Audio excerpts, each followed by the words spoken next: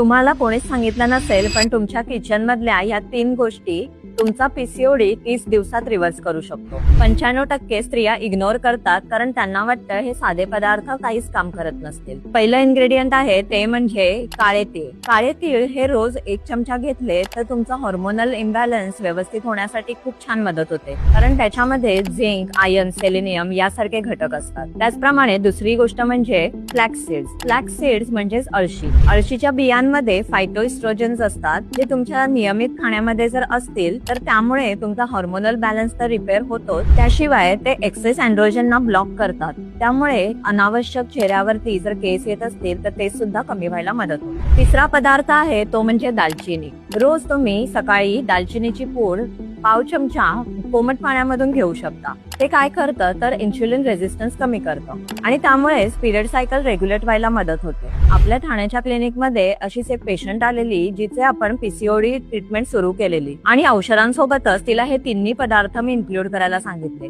आणि त्याचे रिझल्ट खूपच छान असे दिसून आले. 3 महिन्यांमध्ये तिचं वेट सुद्धा कमी दिसून आलं आणि तिचं सायकल रेग्युलर झालं. तर तुम्ही सुद्धा नक्की हे ट्राय करा. अशाच पीसीओडीच्या टिप्ससाठी नक्की आम्हाला फॉलो करा.